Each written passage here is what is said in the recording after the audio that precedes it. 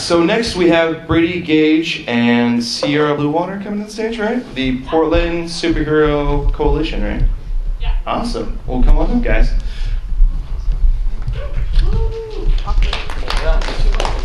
Oh, look, you got the microphone.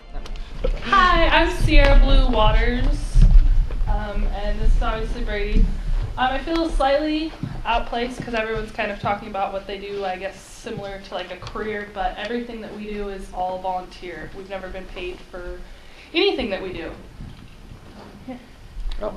Well, the Portland Superheroes Coalition has been doing events since July of 2012. We're all volunteers. We have volunteers between Vancouver and down to Eugene, and there's a couple up more towards Seattle, but we don't see them too often. And currently we have 52 members with 86 outfits between everybody, and we have primarily superhero costumes, but we also have a variety of video game.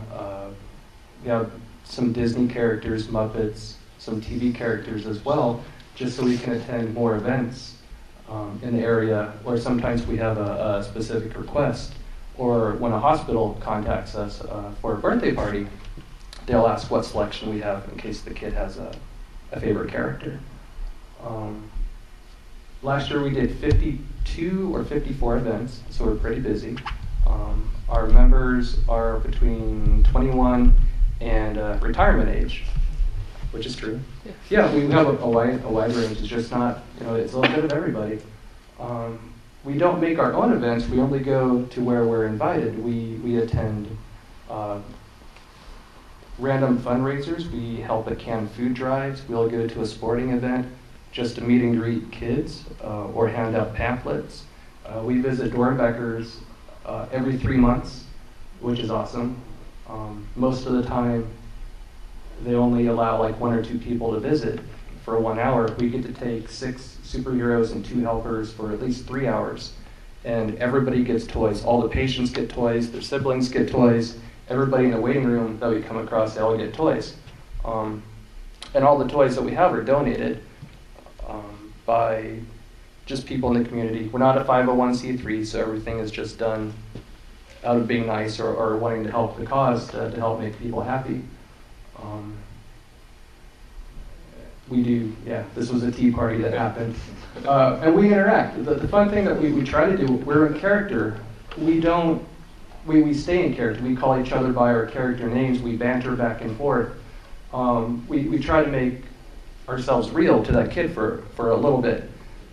And we don't accept, you can kind of tell, everything is custom made. We don't accept store-bought costumes, because if we go to a hospital or help at Make-A-Wish, we think that the quality should be as close to being real as possible for that kid.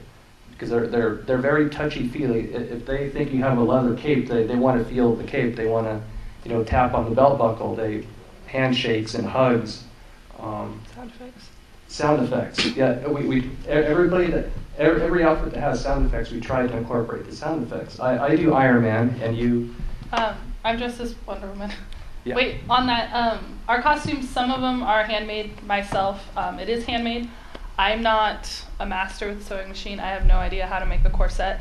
So some of us will have stuff made for us, and then others, like Brady, are really good at creating their own costumes. Yeah. Like I made that doctor. The one on the right, he made. The one on the left was purchased, but it was purchased tailored to themselves. I made the shield. And yes, he made the shield. So kind of how I got brought into this group is I was at Comic-Con, like many people go to Comic-Con, and I was kind of wandering around in my costume, which back then looked awful. And Brady started the group and kind of invited me in. And how we also gain a lot of members is by doing things like this or other events. People see us, they say, hey, I have a really great costume at home, but I never have a reason to wear it, and I want to help out kids. They just reach out. It goes through a voting process, but most of the time, you kind of know the difference between, hey, I spent $50 on my costume and I bought it from a store, towards I put heart and sweat and everything into it. So it kind of goes through a process, and it's not, if you really want to do it, there's ways to do it, and we're all really helpful in that. Yeah. Well, and the good aspect is there's enough of us where we have people that know how to sew. We have people that do fiberglass work, ones that do metal work, leather work, a little bit of everything. So if you don't know how to make it yourself and you want to join, chances are one of us can help or knows how to, or will show you how to do it, or just help make it for you. What? Oh, I'm saying that costume's bad. We also help at sporting events. We attend events at the Winterhawks, the Eugene Emeralds, the Hillsborough Hops. There's only about two teams in the Portland area that we haven't helped with yet. We're also this summer, there are the Muppets that we would do. We try to have characters for the adults a little bit too, because little kids don't know the Muppets, or you have to find something to make the adults happy as well, because they're bringing the kids out, and you want to give them like a little bit of their childhood back as well. And the Muppets turned out to be a really good part of that because they've been around for so long. And those are all handmade as well, and they all have cooling fans, so we don't die inside of them. And Make-A-Wish, we've done 2 events with Make-A-Wish so far. We have a 3rd one in a couple weeks. And that company is, if they ever reach out to you, or if you can work with them, they're amazing. I don't even know what word to describe it as. They know exactly what they're doing, how to set it up, and the things they do for the kids, it's pretty much unbelievable. Just on that, I mean, it's not something that you usually would get asked to do, and that's why what's special about our group, I feel like, is we don't go out looking for events. We're not ever, I mean, aside from simple things like this, which we were invited to, we don't really promote ourselves and be like, hey, we want to come to your event.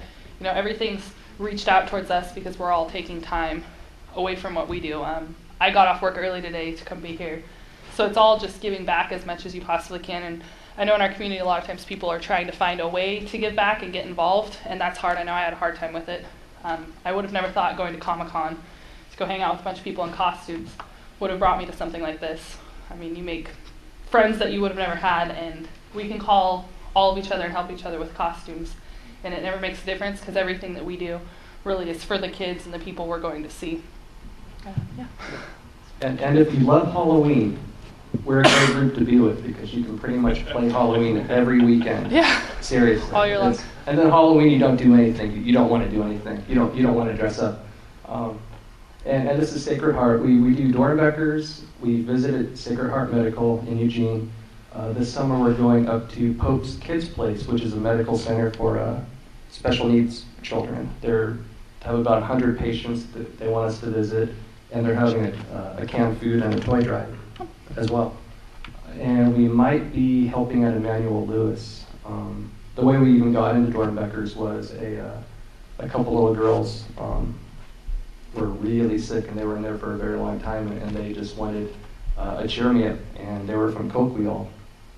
And the parents contacted us, and we told them to talk to the hospital, and we showed up with 3 superheroes to visit the 2 little girls, and we gave them presents and gifts, and after that, the hospital asked if we wanted to come back, so that's how we ended up going back every 3 months, and we've done, I think, 8 visits, actually 9 visits with them now. One was a special event because a 7-year-old wanted to donate his birthday money to the hospital, and they wanted us to surprise him, which was, gave him $1,000 because he got all his parents to give him more money for the hospital. It was $1,000. Yep. It was. Yeah.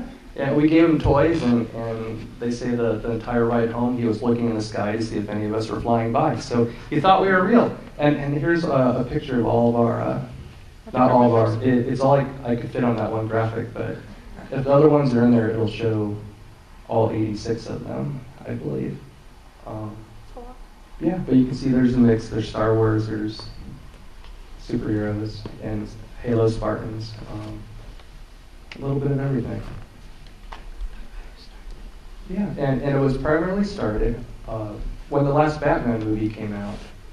There was a shooting in the movie theater, and myself and a friend originally started the coalition in case the hospital in, I can't remember where it was. Boulder, Colorado. Was it Boulder?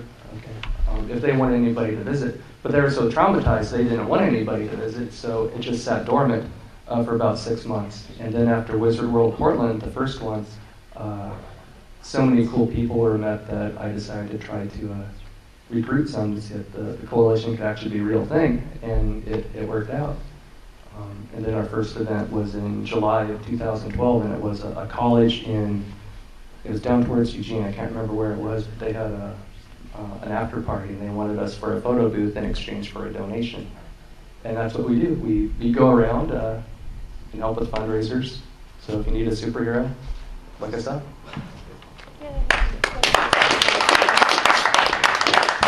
Awesome stuff. Thank you guys very much.